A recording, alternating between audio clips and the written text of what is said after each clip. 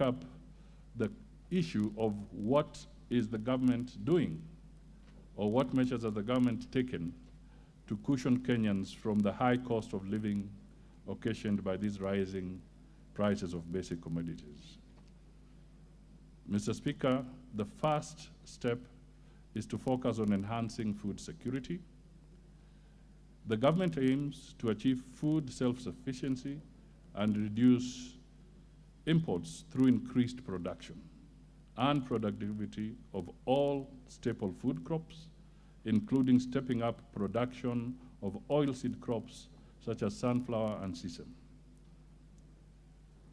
The March, April, May 2023 rain season is predicted to be normal, and we thank God for that.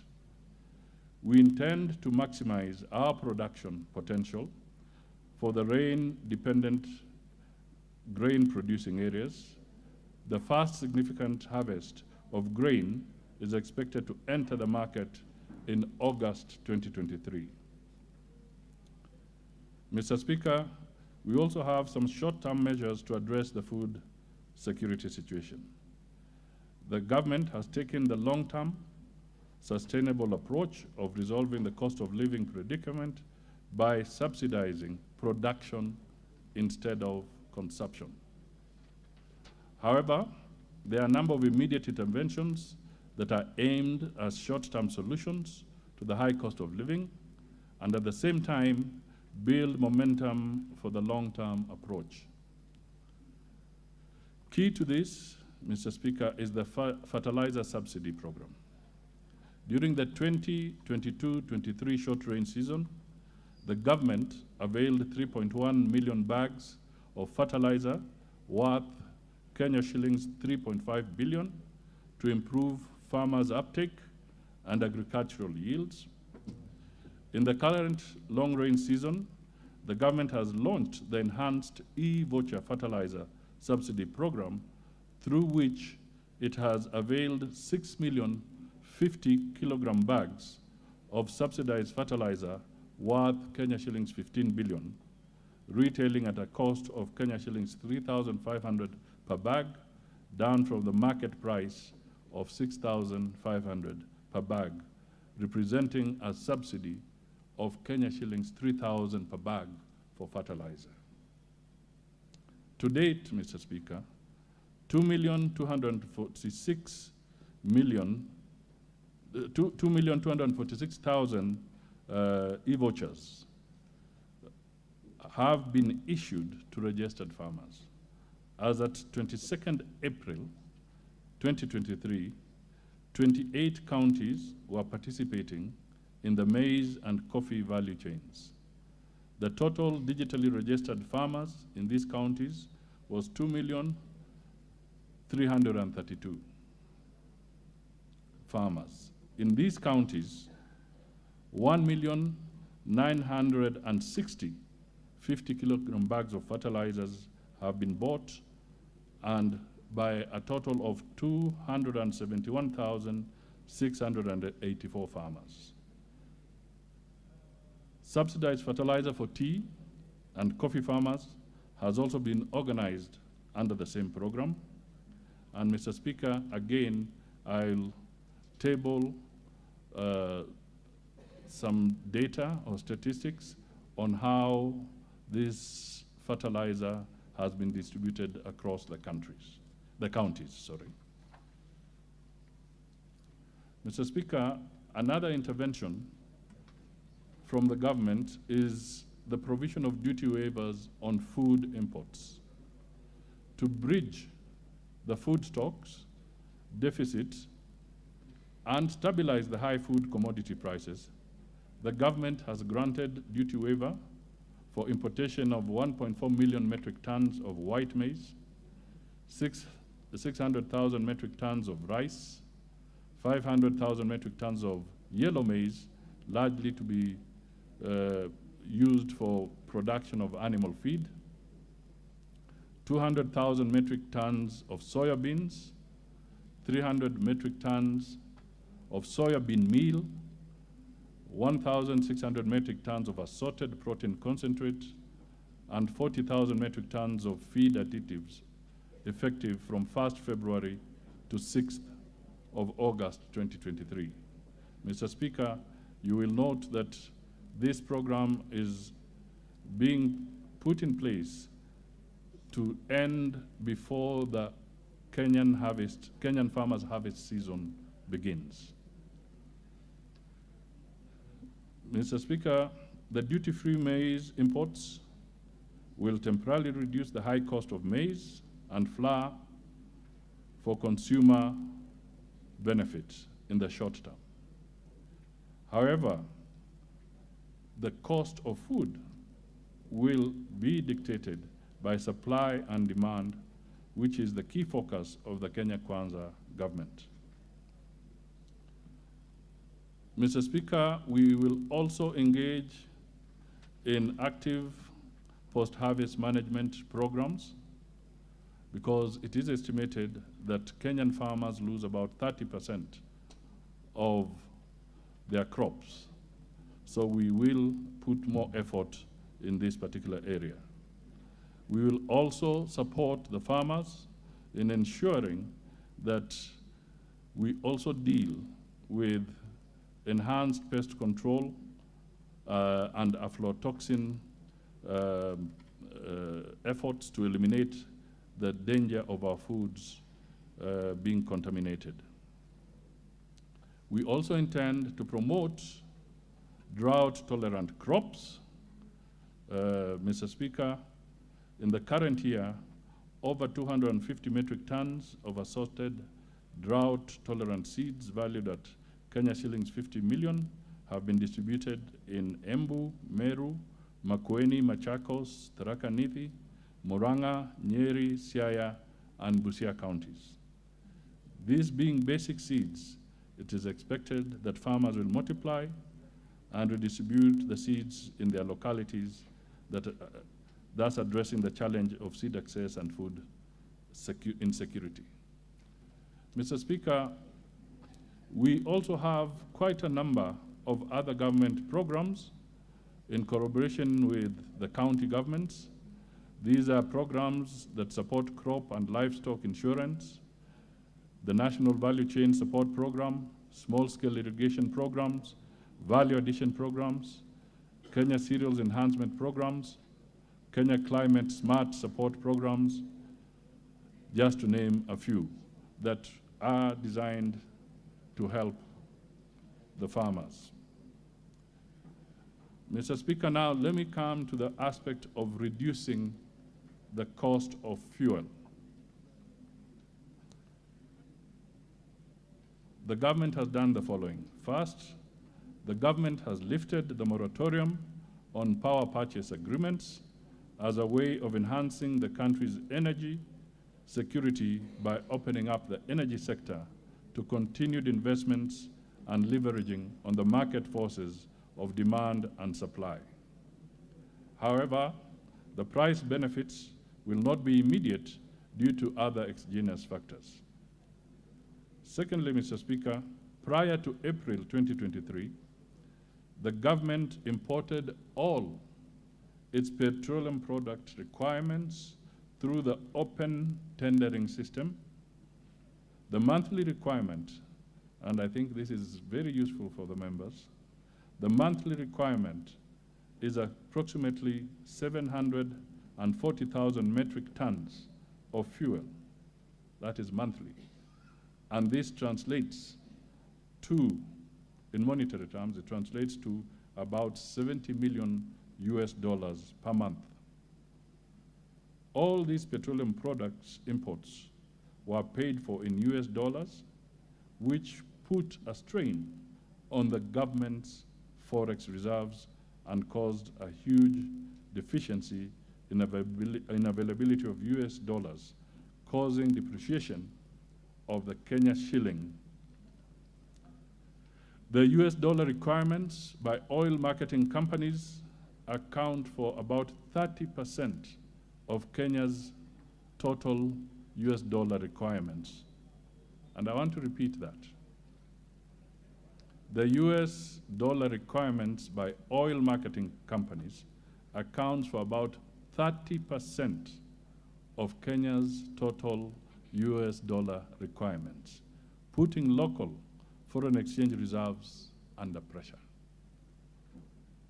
In an effort to ease the aforementioned pressure, the government therefore entered into a memorandum of understanding with prospective governments and master framework agreements with their respective petroleum trading entities for the supply of petroleum products for a term of 270 days on extended credit for a period of 180 days. This arrangement is referred to as the government-to-government arrangement, G2G arrangement. Under the foregoing terms, Mr. Speaker, the G2G arrangement is under implementation, and the first cargoes, I'm emphasizing this, the first cargoes, that is MT Front Capella, delivering 80,000 metric tons of Jet A1 fuel, and MT Nord Dolphin, delivering 85,000 metric tons of petrol, were received at the port of Mombasa, respectively on Thursday, 13th of April, 2023. Other cargoes have been scheduled and are expected in the country. The first consignment having been received, the positive effects of this arrangement should start being felt in the near term. This intervention is also expected to reduce pressure on our foreign exchange and lower the cost of petroleum. Mr. Speaker, let me also focus on reducing the cost of cooking gas. Mr. Speaker, the government, or let me put it this way, we have moved swiftly to end the monopoly in the sourcing and supply of cooking gas, which inevitably had resulted in price inflation. The government has opened up this sector by reviewing the policy to allow for competition by setting stage for additional players to be licensed to set up liquefied petroleum gas, that is LPG facilities. This will cut the cost of handling and evacuating gas from the ships to the mainland, hence allowing the dealers to transfer the cost reliefs to the consumer. Mr. Speaker, now let me touch on how we are addressing the depreciation of the Kenya shilling against other currencies. Government is implementing sound exchange rate policies to stabilize the local currency and manage the foreign exchange reserves in an effort to mitigate the impact of currency fluctuations. As I noted earlier in my statement, in response to the question, the official foreign exchange reserves have declined from 7.9 million US dollars, which is equivalent to 4.4 months of import cover, as at December 2022, to 7.1 million US dollars, which is equivalent to 4 months of import cover, as at February this year. The usable foreign exchange reserves have remained adequate at 6,531 million US dollars, that is 3.6 months of import cover as at April 19th. This, Mr. Speaker, meets the Central Bank of Kenya statutory requirement to endeavor to maintain at least 4 months of import cover. The G2G arrangement for the importation of petroleum products that accounts for up to 30% of Kenya's USD requirements is expected to not only stabilize the exchange rate, but also to lead to the appreciation of the Kenya shilling. Mr. Speaker, let me now highlight some of the immediate steps that the government is taking to stabilize the economy and set the country on a growth trajectory. These are several, but I'll just try and pick out a few. Mr. Speaker, as the House will appreciate, the measures to cushion Kenyans from the high cost of living, as well as reduce the cost of basic commodities, as I have enumerated above, will invariably also result in a stabilized economy. I will therefore take this opportunity to highlight other measures aimed at stabilizing the economy. First, the government remains committed to programs jointly formulated with its development partners, through which we anticipate to get much needed budget support. And I believe when the Cabinet Secretary for Treasury will be speaking to Parliament in a few weeks' time, he will elaborate on this. We will continue bolstering economic resilience by pursuing prudent macroeconomic policies geared at reducing debt vulnerabilities and supporting sustainable and inclusive development. Mr. Speaker, through the Fiscal Consolidation Program, we aim to continue with our revenue mobilization and expenditure prioritization policies geared towards economic recovery. This will support sustained, rapid, and inclusive economic growth and safeguard livelihoods, thus creating a physical space for the implementation of government priority programs. With inflation remaining above the target band, our monetary policy will remain focused on maintaining price stability by resisting the pass-through of second-round effects from higher food and fuel prices to other prices and keeping inflationary pressures well anchored. Over the medium term, inflation is expected to return to the midpoint of 5% of our target band. Our target band is 2.5 to 7.5%. The central bank, on its part, has proactively tightened its monetary policy stance to prevent second-round effects and keep inflation expectations anchored. The CBK rate was raised to 9.5% in March 2023. This is expected to gradually reduce inflation in the coming months. The exchange rate flexibility has worked as a shock absorber in the face of a variety of external shocks and will continue to do so to help support our competitiveness, protect reserves, and facilitate efficient functioning of our domestic foreign exchange market. Mr. Speaker, these policies are mutually reinforcing in support of maintaining macroeconomic stability and resilience, ensuring fiscal and debt sustainability, and enhancing buffers against external shocks. The government will implement the bottom-up economic transformation agenda that is geared towards economic turnaround and inclusive growth as specified in the budget policy statement, which I'm happy to note this House has already approved.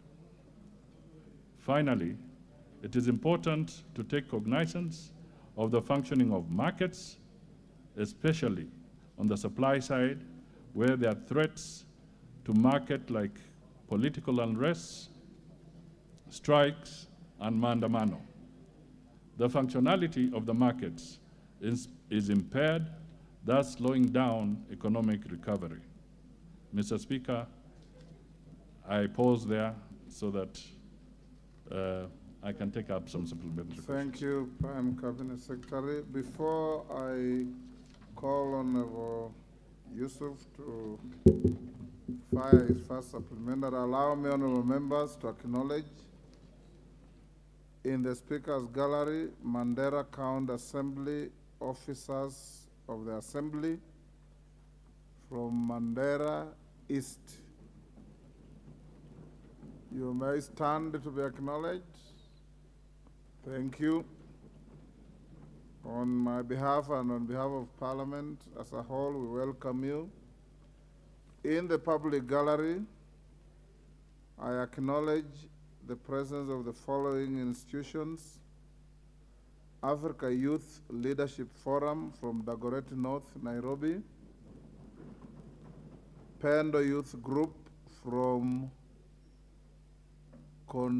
Konoin in Bomet; Kwanjenga Primary School from Embakasi South, Nairobi; and the Goshen Academy from Kuria West in Migori. Again, on my behalf and your behalf, honorable members, we welcome the four institutions to the House of Parliament. Honorable Hassan, you may ask your supplementary question. Thank you, Mr. Speaker. I would like on the outset to say that while the Prime Cabinet Secretary has outlined the long-term measures that the government is hoping to benefit from and jumpstart our economy, I have not really had adequate steps that the government would take to address the cost of living in the short term and in the medium term. It is good to provide fertilizers to our farmers, but 30% of our population live in urban centers where they are suffering from the high cost of living. And apart from the wish list that perhaps with the bumper harvest, with the stabilization of the global economy, it appears as if the government is entirely leaving the Kenyan public to the vulgars of the economy and supply and demand issues. The second point I also wanted to speak about is, since the Prime Cabinet Minister has highlighted the runaway debt crisis in the country, our escalating national debt is like an albatross, which if not handled with care and the seriousness it demands, could choke the life out of our national economy and undermine our national development. I already hear from economists that in fact our national debt is already above the 10 trillion. So what concrete action is the government doing or taking to ensure that in fact our debt does not escalate beyond a situation where we are no longer able to service it? Thank you, Mr. Speaker. Thank you, Honorable Yusuf. Cabinet Secretary, you will take several, Okay. and then you can answer them together. Geoffrey Ruku. I hope you've keyed in for this. Thank you, Mr. Speaker. Had you intervened for asking a supplementary? Or it was for something totally different? Totally different. Yes. Okay.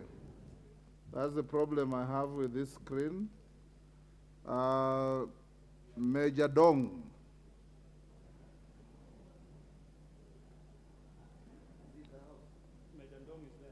Is there? Give him the... Thank you, Mr. Speaker. I would like to ask Prime Cabinet Secretary a supplementary question. Could the Prime Cabinet Secretary confirm whether the subsidy fertilizer that the government supplied is going to be a continuous process? Yes, whether it is going to be a continuous process and for how long? The second one, on the same, could the Prime Cabinet Secretary indicate whether the budgetary allocation on the same for the subsidy fertilizer will be included in the national budget estimates expected this week in this parliament? Thank you. Mawade of Embakasi South.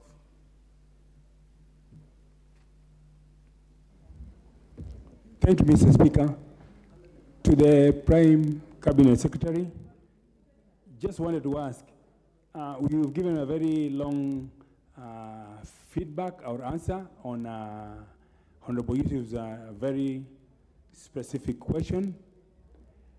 The local or the common mwananchi wants to know when the cost of commodities, and especially the consumables like unga and the cooking oil, will be lowered. That way they become affordable, especially for people like from Mukuru, Kwanjenga, Kwaruben, and the lower income sections. Thank you.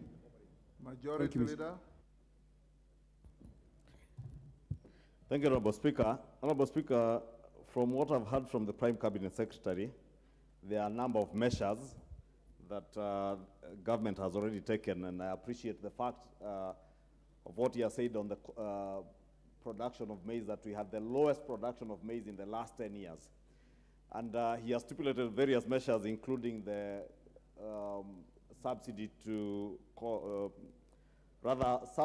production subsidy in fertilizer subsidy rather than consumption subsidy. So my question is, one, whether government is considering, because we have had calls for reintroduction of the consumer subsidies in maize, whether government is considering any consumption subsidies, especially the maize subsidy that was there before the election. And two, I have also seen farmers in the North Rift raise issues on whether they were getting subsidized fertilizer for top dressing fertilizer.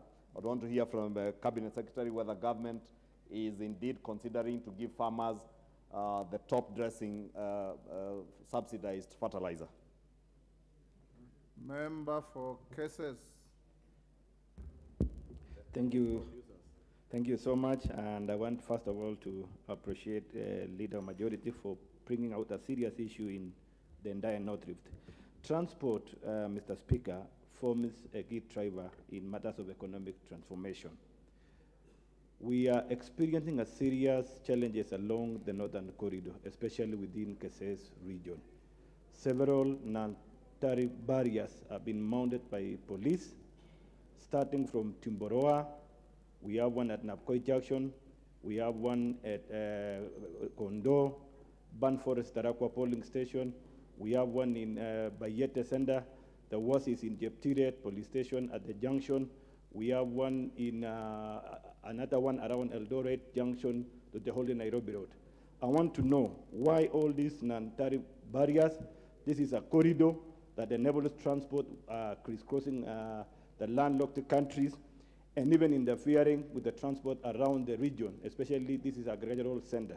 With tariffs, toll stations that are not registered, we don't know the collection being done by the same officers where it is going.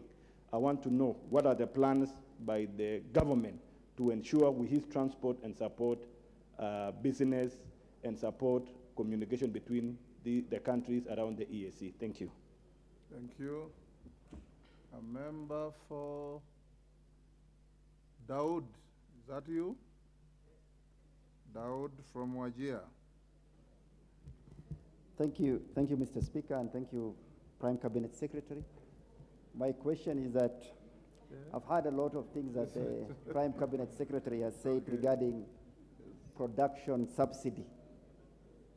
Mr. Prime Cabinet Secretary, what plans do you have for production subsidy for the livestock sector? I've heard of fertilizer, tea, coffee. Are we still going back to the sessional paper number 10 of 1965 and forgetting the rest of Kenya? Secondly, only one.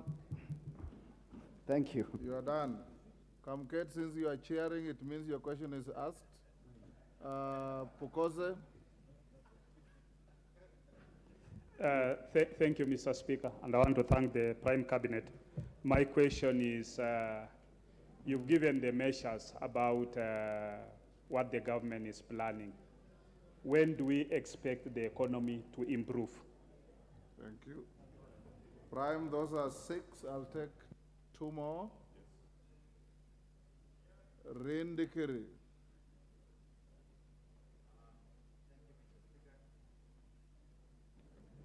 Thank you, Mr. Speaker.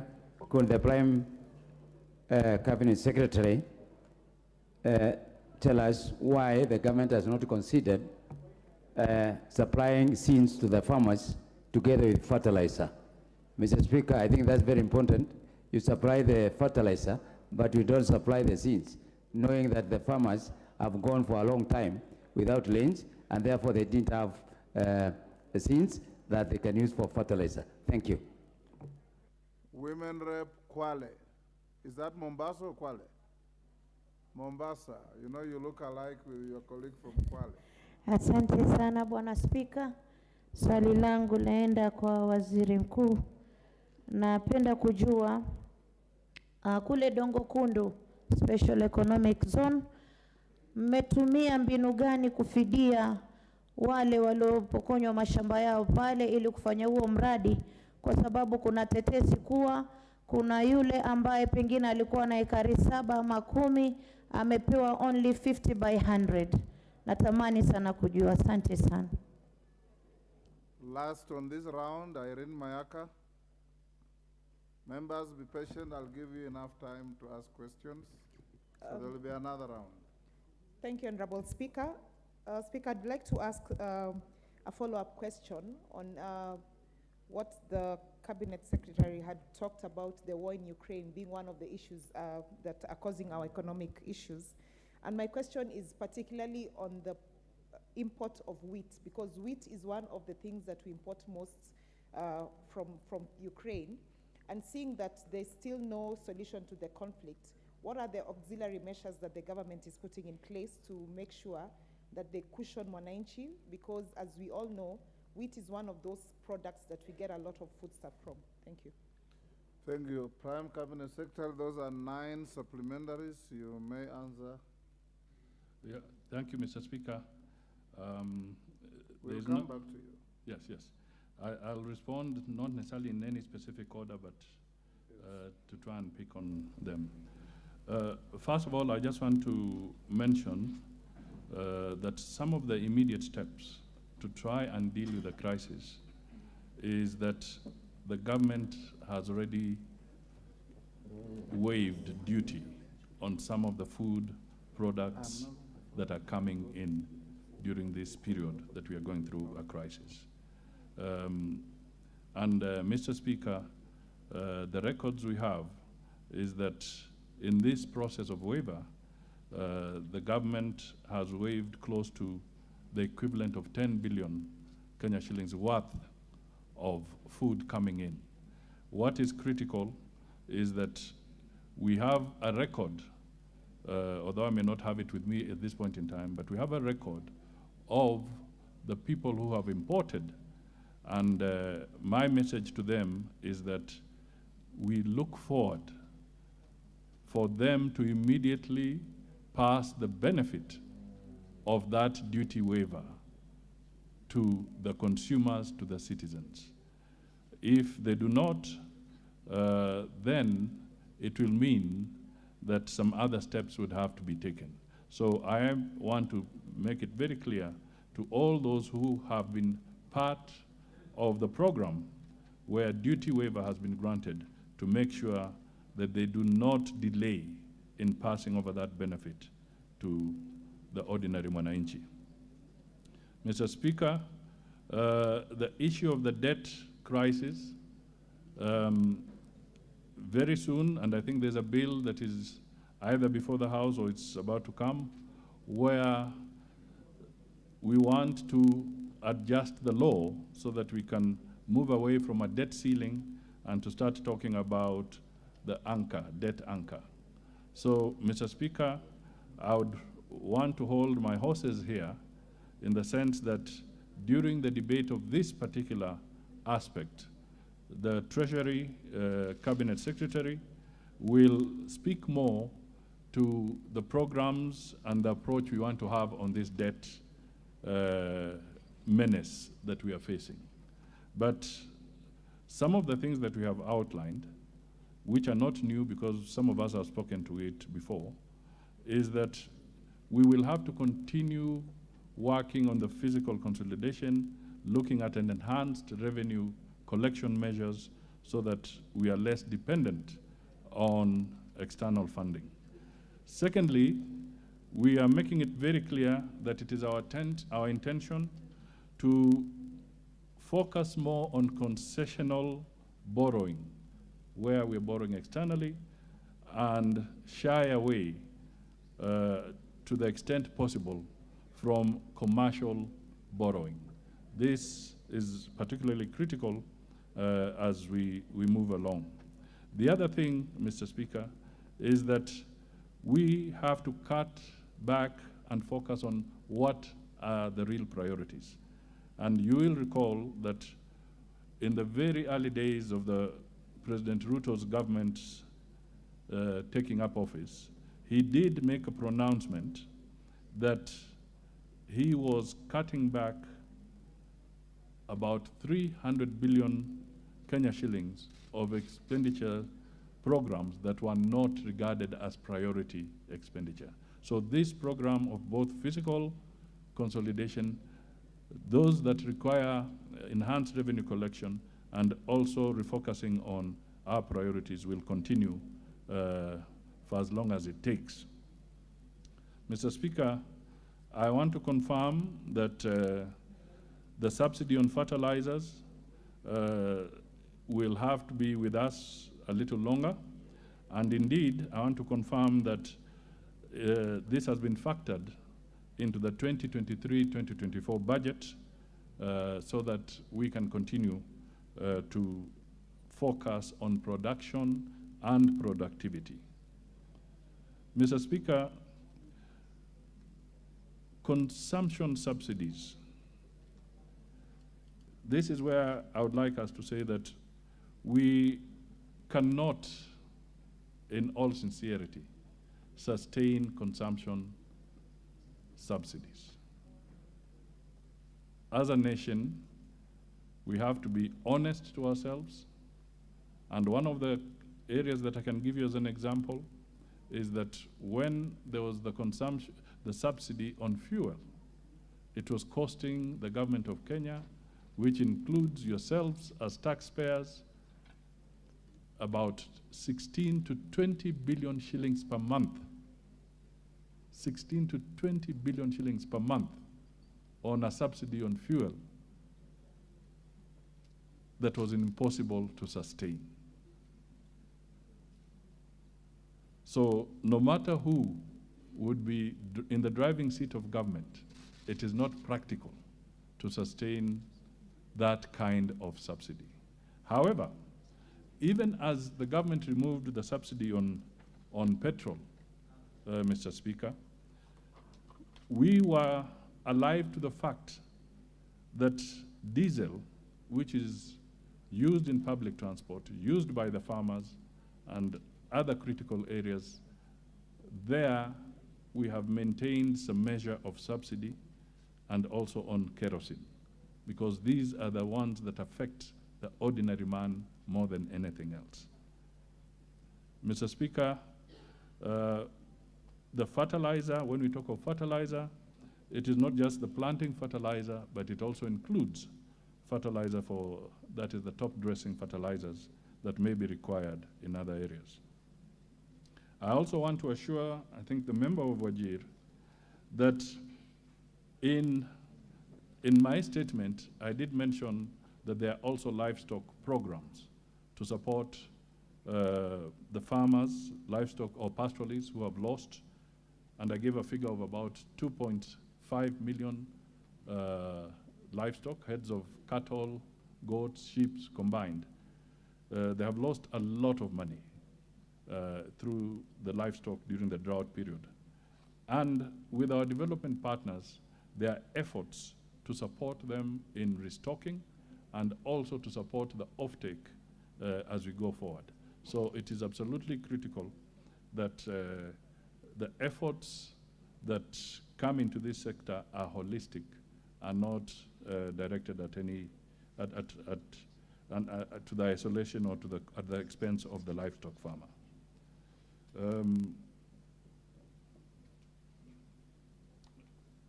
Now, let me see if I can pick up something else. Mr. Speaker, there's the question of what kind of time it will take to recover. I want to be very honest to this House and to the Kenyan people, and having had an opportunity to have served as a Minister for Finance before, in a moment of crisis, I want to state to the Kenyan people that we are in this for a long haul. The circumstances that we are in cannot be wished away like instant coffee. And I've said this quite a number of times. We are going to have good focus on priorities and have them sustained consistently, religiously,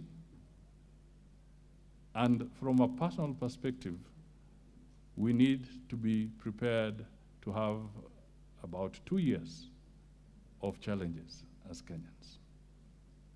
But there is hope, because it is in that process of sustained good policies consistently being put in place, and we looking at them and working from a unified viewpoint as Kenyans, we shall be able to turn around the economy. Remember, I have highlighted the huge public debt. I have highlighted the exogenous factors like the Ukraine war. We have, for instance, no capacity to determine when the Russia-Ukraine war will come to an end. It's beyond us. It will take a lot of international effort and the goodwill of the combatants to be able to deal with that. So we have to be realistic as leaders to the people who give us an opportunity to serve them, that it will take a bit of time. And Mr. Speaker, I want to say that no situation is permanent. No situation is permanent.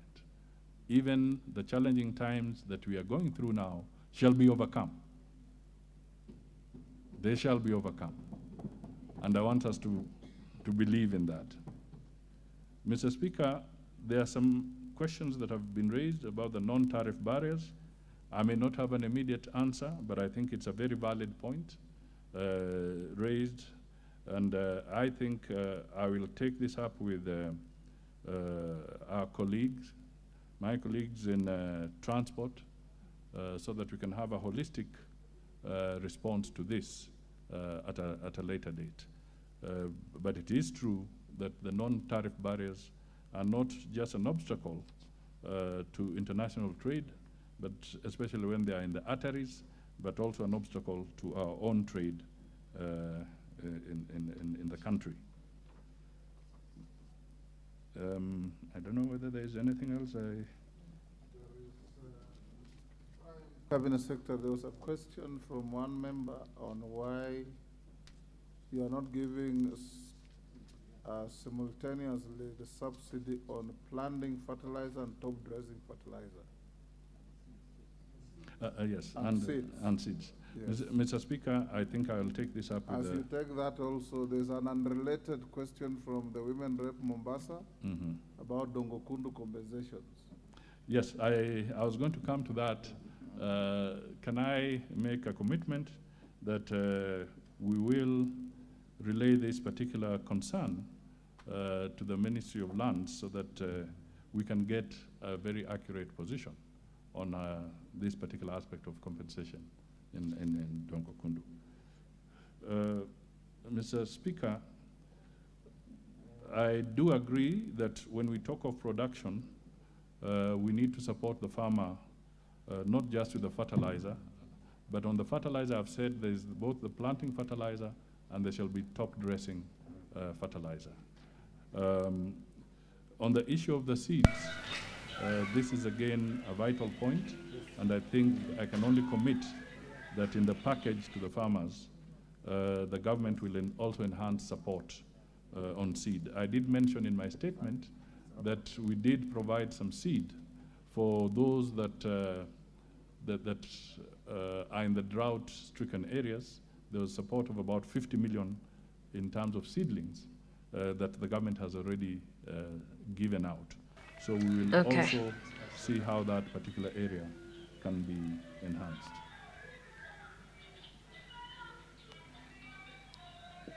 Aki tunatumia hii. Naingia. Oh, I can see.